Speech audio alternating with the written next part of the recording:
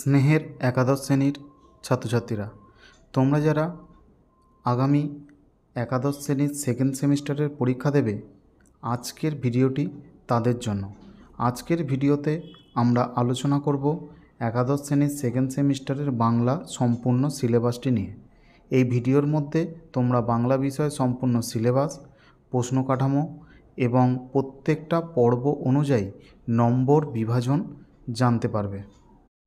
তোমাদের প্রথম সেমিস্টারের পরীক্ষা হয়েছে এমসিকিউ প্যাটার্নে, কিন্তু দ্বিতীয় সেমিস্টারের পরীক্ষা হবে বড় প্রশ্নের। অর্থাৎ এই সেকেন্ড সেমিস্টারে তোমাদের প্রত্যেকটি বিভাগ বা পর্ব থেকে মান 5-এর প্রশ্ন থাকবে। সর্বপ্রথম তোমরা সিলেবাসটি দেখে নাও।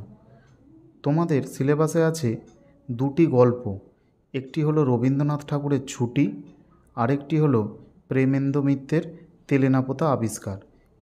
এর পরের পর্ব হলো কবিতা। তোমাদের মোট 3টি কবিতা পড়তে হবে।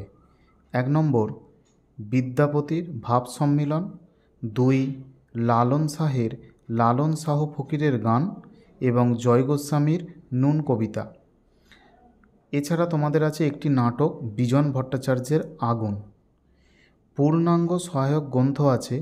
এখান থেকে তোমাদের কতগুলি টপিক পড়তে হবে দেখো।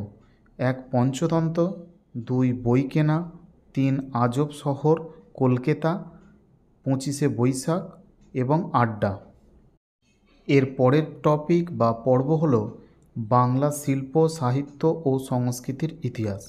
এই সাহিত্যর ইতিহাসের মধ্যে রয়েছে আধুনিক বাংলা সাহিত্য, লৌকিক সাহিত্য, কবিতায় মহাকাব্য, আখ্যান কাব্য, গীতিকবিতার ধারা, এছাড়া আধুনিক বাংলা কবিতা, কথা সাহিত্য এবং নাটক।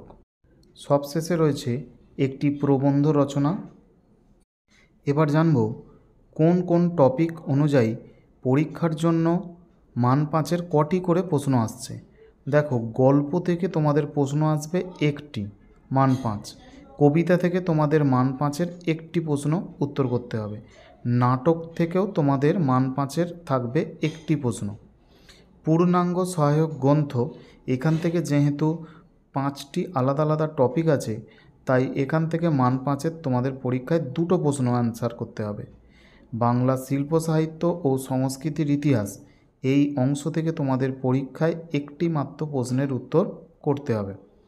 আর প্রবন্ধ রচনা থেকে মান 10-এর একটি প্রশ্ন উত্তর তোমাদের করতে হবে। প্রবন্ধের 2টো ভাগ আছে, একটি হলো মানস মানচিত্র অনুসরণে প্রবন্ধ রচনা, আরেকটি হলো বিতর্কমূলক প্রবন্ধ রচনা। শিক্ষার্থীরা, আমাদের ভিডিওটি ভালো লেগে থাকলে অবশ্যই একটি লাইক করো এবং চ্যানেলটি সাবস্ক্রাইব করে পাশে থেকো। ধন্যবাদ।